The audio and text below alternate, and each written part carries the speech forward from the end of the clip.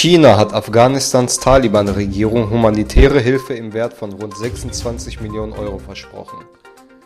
Es handelt sich dabei nicht um eine riesige Summe, doch symbolisch ist die demonstrative Unterstützung der kommunistischen Staatsführung wichtig für die Taliban. Chinas Außenministerium erklärte, dass unter anderem Getreide und Medizin ins Nachbarland geliefert werden sollen.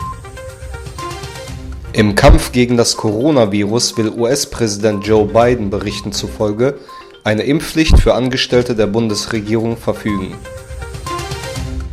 In einem offenen Brief warnten die Gruppen, die sich für Minderheiten wie Uiguren und Tibeter einsetzen, die Sender davor, sich zum Komplizen Chinas zu machen und die Menschenrechtslage in dem Land weiter zu verschlechtern. Mit der Übertragung von Peking 2022 werden ihre Unternehmen diese Missstände legitimieren und etwas unterstützen, das weithin als Genozidspiele beschrieben wird, hieß es in dem Brief.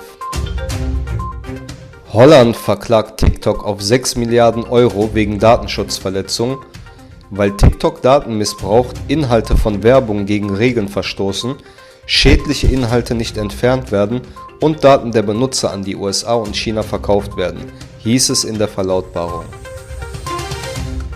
Ein halbes Jahr nach der Blockade des Suezkanals in Ägypten ist dort für kurze Zeit abermals ein Schiff stecken geblieben. Ein 225 Meter langer Frachter sei in der Wasserstraße am Donnerstag auf Grund gelaufen, erfuhr die deutsche Presseagentur aus Quellen in der Kanalbehörde. Kurze Zeit später habe er seine Fahrt fortsetzen können, hieß es.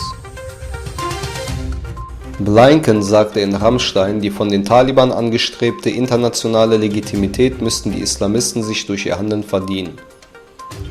Zudem geben Verbindungen und Vergangenheit einiger Regierungsmitglieder Anlass zur Sorge.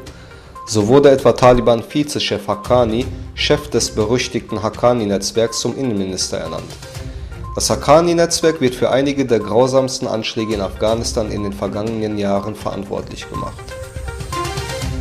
Twitter will die Möglichkeit, auf Tweets mit Emojis zu reagieren, für eine begrenzte Zeit in der Türkei testen.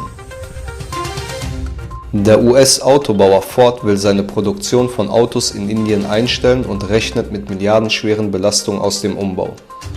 Die Herstellung von Autos für den indischen Markt solle sofort beendet werden. Die Produktion von Exportfahrzeugen und weitere Werke für Motor- und Karosseriebau sollten bis Mitte kommenden Jahres folgen, teilte der Konzern am Donnerstag in Neu-Delhi mit.